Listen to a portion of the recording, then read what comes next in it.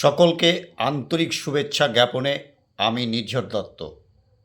এ এক জীবনযুদ্ধের গল্প আমার লেখা কবিতার আকারে তুলে ধরার চেষ্টা করছি।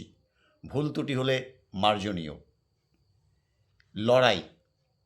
কম বয়সেই অভাবকে দেখতে পাওয়া, অভাবও কেমন যেন নিত্যসঙ্গী।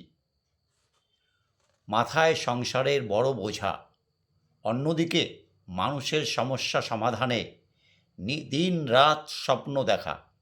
যদি কিছু করা যায়, সম্বল বলতে পুঁথিগত শিক্ষার পাশাপাশি মানুষের হৃদয়কে বোঝার বড় বিদ্যার্জন। একদিকে প্রতিদিনের অভাব অনটনে লাগাতার যুদ্ধ, আর অন্যদিকে চোখে ভেসে আসা ক্ষমতার জাহিরতা রাজনীতি। মানুষ অসহায়, কেমন যেন বাকরুদ্ধ, অনেক কিছু বলতে চায়, পায়ও বা কোথায়। দীর্ঘ সংগ্রাম, নিজের সুখ স্বাচ্ছন্দ্য দূরস্ত। বৃষ্টি এলেই চিন্তা হয়, পুরানো জরাজীর্ণ শ্যাওলা পড়া টালির ঘরটি চাল চুইয়ে যদি জল পড়ে।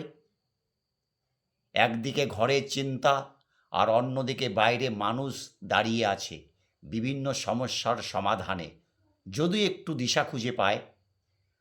মানুষের কাজ করতে করতে কখন যেন কষ্টের সিঁড়ি ভেঙে একটু উপরে ওঠা, কিন্তু সেখানেও শান্তি নেই। সবাই কেমন যেন নিজ স্বার্থভোগী। অহংকারের পোশাকে সকলের মুখে অবজ্ঞা মেশানো কথার ফুলঝুরি। একদিকে দুঃখ আর অন্যদিকে অসীম জেদ, সাহস ও ভরসা করে নতুন পথ চলা, সকলের জন্য নতুন ঠিকানা। আজও কঠোর পরিশ্রম, স্বার্থত্যাগ, কিন্তু রাতে শান্তির ঘুমের স্বপ্ন দেখায় তাহারা আজ ভালো আছে।